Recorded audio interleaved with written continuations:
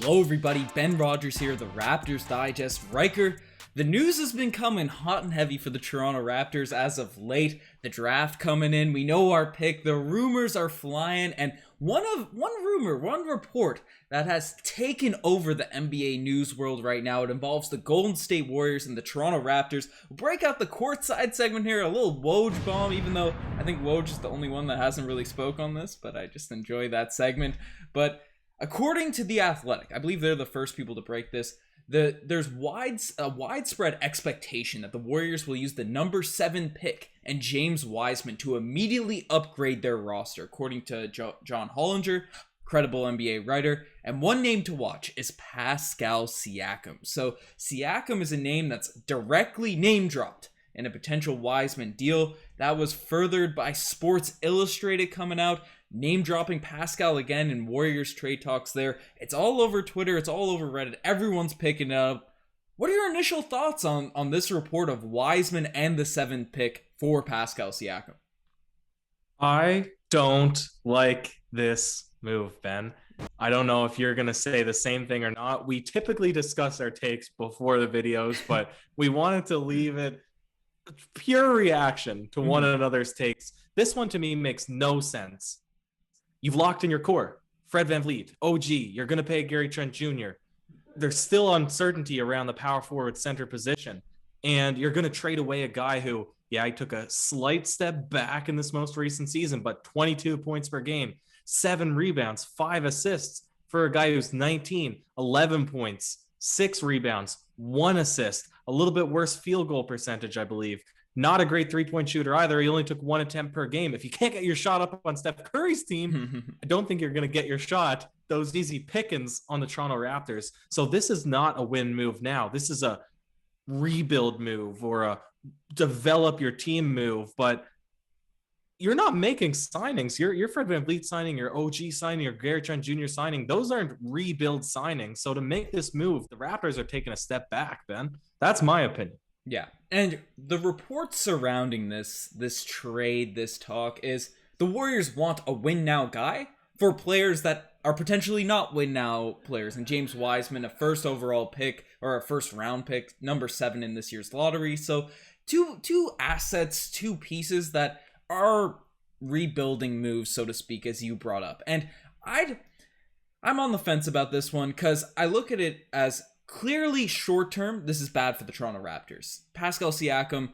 as much as people dog on the guy, as much as people trash on him, he's still really good. 21 points per game is still really solid. Tremendous defender, has proven to be a championship caliber number 2 option in this NBA league. An all-NBA guy just a couple years ago, and he's played in the most unoptimized environment for Pascal Siakam over the past year and a half.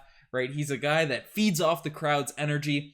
He didn't touch a basketball for 3 months, and then he was slowly getting back into his own this season. He was putting up, I think it was 3 straight games at 30 pieces and rebounds, hustling. You and I were talking on the reaction pods. Maybe we stop the kazoos and see if Siakam can carry us there. And then obviously he went out with that shoulder issue, which we thought was fake news at that time. We thought it was optimized tanking for the Toronto Raptors, and then it ended up being something he had to have surgery on. So I'm definitely in the same ballpark as you, and I don't want to trade Siakam for peanuts. And I think just Wiseman, just the number 7 pick as assets would be peanuts. But you look at it, what we could potentially get back from the Warriors, and Wiggins, to make the salary match, you're not trading Siakam just for Wiseman in the first pick. There has to be salary coming back to the Toronto Raptors.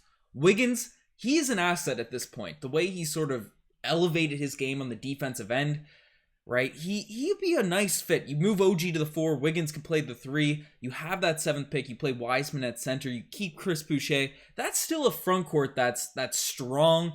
You go with that youth. Ryker, does your opinion change when you sort of look at the return of adding Wiggins to this deal rather than maybe an Oubre sign-in trade or a weird combination of players? Well, that's just the thing. To me, it's a no-go if Wiggins isn't included. If Wiggins is included, all of a sudden you consider it.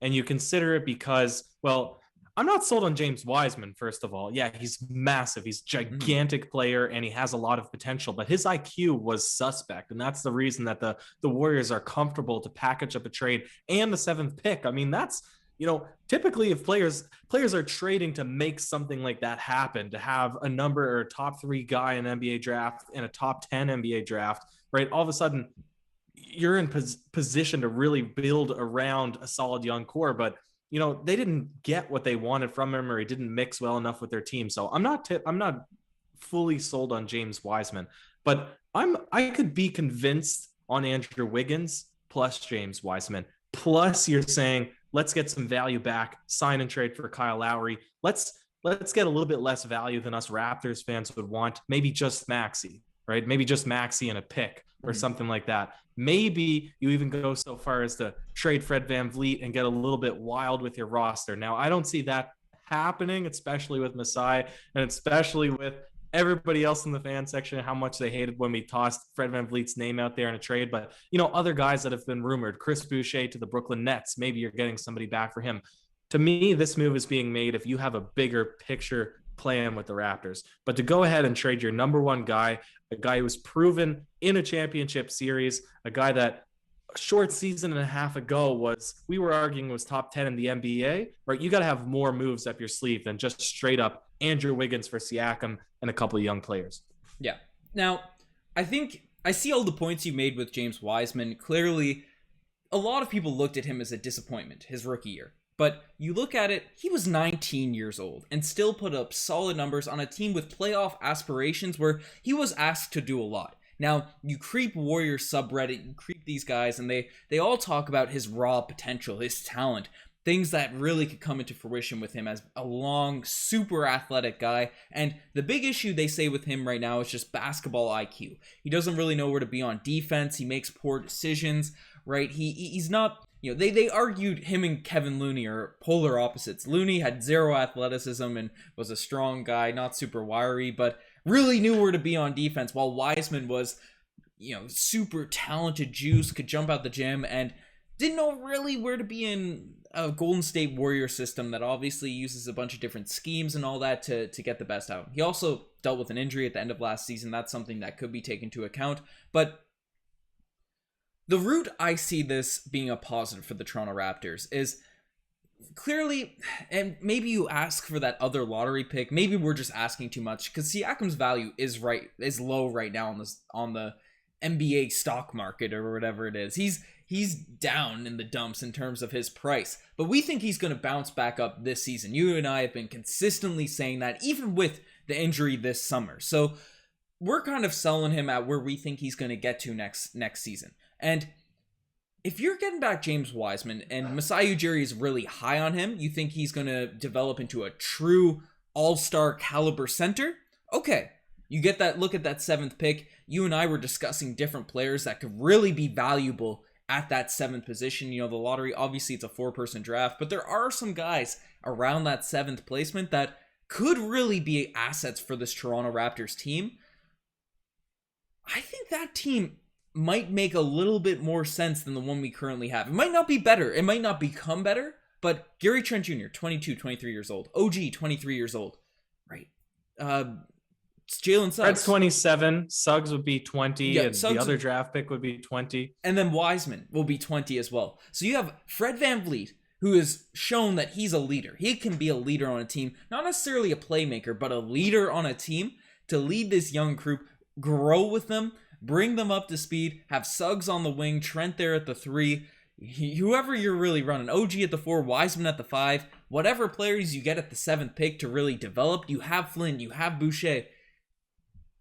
If the Raptors don't think they can win now and be a top team in the Eastern Conference, and maybe that's the question I'm going to throw back at you, how good is this team with Siakam right now without making any moves? Because do we think they're top 3 in the East? I think it's possible, but is that a guarantee? Or do we maybe trade Siakam?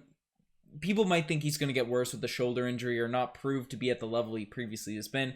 Get what you can for Siakam, get all these young assets, and watch them grow in the Toronto Raptors system. Maybe 2-3 years. That's a championship caliber team.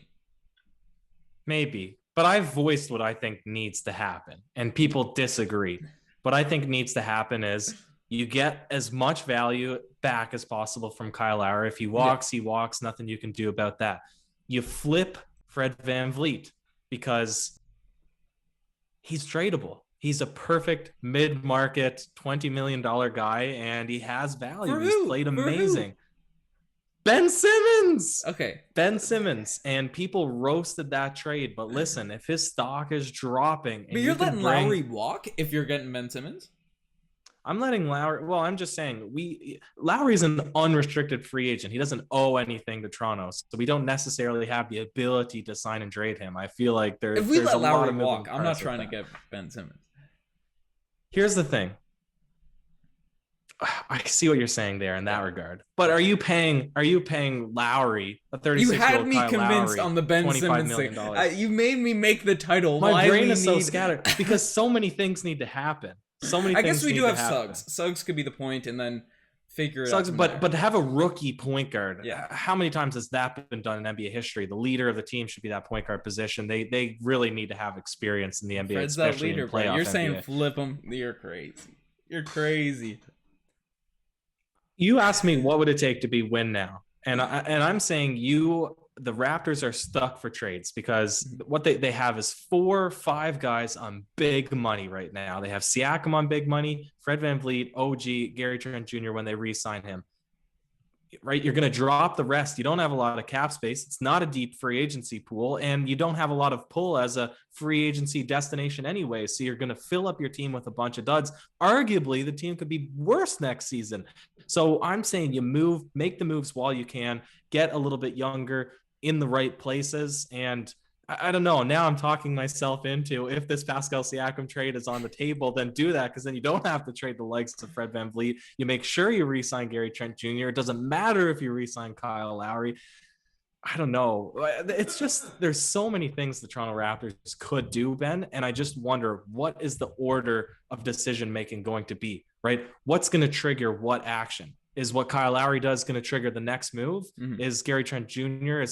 Everybody's saying he's as good as booked for Toronto, but is he? Like, do we have to wait for that to happen? We also saw a report that came out. I don't think we're going to make a video on it. It's news we expect, but reports came out the Raptors are expected. There's mutual interest between Trent and the Toronto Raptors to re-sign him. So I don't assume that's going to come out if the agents haven't already talked about a deal coming out July 1st or whenever the date is. July 1st, it's 3 days.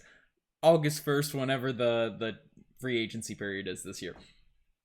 Yeah, but my point is, what has to happen first? When do you accept the Pascal Siakam trade? When everything else is hopeless? And you're saying our team, like you said at the beginning, we're not going to be a top 3 in the East, so we might as well trade him. Well, is that going to be off the table? Obviously, this has to happen before the draft.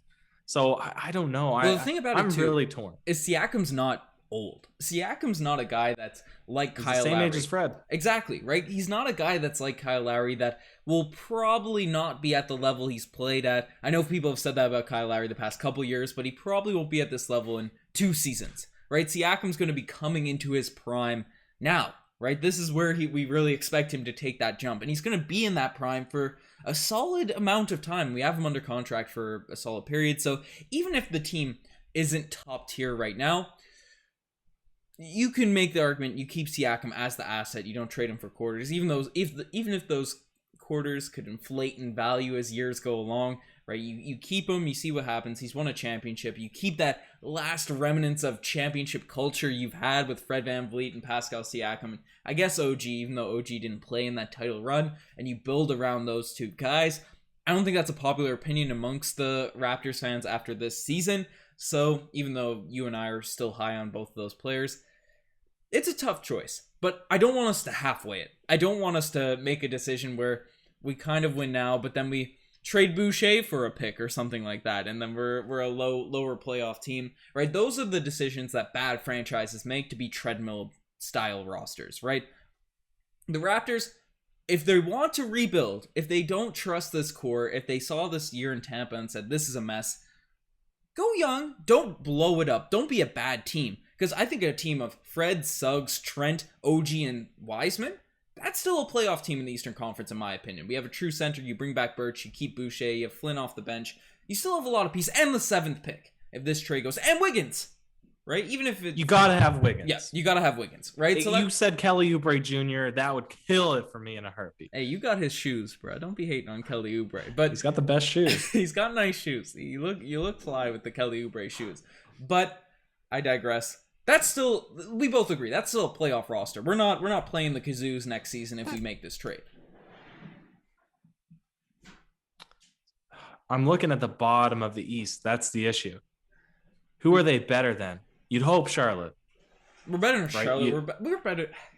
You would assume better than New York. York Is better than Charlotte, the Knicks, all these teams. And then the Heat have to do a lot of things. We broke it down on Courtside. What the Heat Courtside might Digest. Do. Courtside Digest. Follow. Right. I could see fifth. I could see fourth, fifth. So I don't know. I could see us being higher. I could see us sneaking into places, but maybe not right away. I don't know. I think we'd be that young team with Fred VanVleet. It'd be his coming out party. He'd make that all-star push. Riker, feels like we keep talking ourselves into things, talking ourselves out of things. We don't have a firm take on it. What's your final take? Do you want this trade to happen if Wiggins is involved? You know what, Ben? It's not a terribly deep draft. But we were excited at the prospect of landing the 7th pick. There was a European or an Australian professional player that people were excited about. Now all of a sudden we'd have the potential to have 2 of those guys. James Wiseman, who we were breaking down potential trades with Siakam and Wiggins anyways before an official rumor came out. And then plus Andrew Wiggins, who had maybe the best season of his career, or at least a resurgence since he was signing that max contract. So none of those, I would say, are negative assets, especially with how low people have been on Pascal Siakam, how much people don't like his contract, and having to come off of a second injury now. I'd make the trade. I'd do it. Flip from the first 3 seconds of this video to now. Riker has talked himself into this trade, and I don't know. I'm on the fence. I think it's all about the surrounding moves, but I don't want us to do it if it's not before the draft. You want the Raptors to be able to scout out that guy for the 7th pick, be able to make the decisions. So Masai or Bobby Webster, whoever's our GM at that point, right? I guess Bobby Webster's the GM besides the president, but whoever's the decision maker at that point, they can really craft this roster into something great for the long term. But if you're not sold on, if you want to keep Siakam, you think you can build around him and be win now, really win now, like top 3 in the East win now, I'd hold off on the trade. But let us know what you guys think. I think this is going to be a wild comment section. Comment down below what your thoughts are on these trade rumors or reports. I guess they're beyond rumors at this point. Siakam's being name dropped. Let us know what you think. Check out Instagram, Raptors Digest, TikTok, all that cool stuff. Courtside Digest as well on YouTube. Broke those 1,000 subs, Riker. We're going to the moon on Courtside, so follow us, subscribe to us over there. Anyways, do you have any last words on Siakam to the Warriors? I don't on this one, Ben. We'll see how it plays out. Cheers.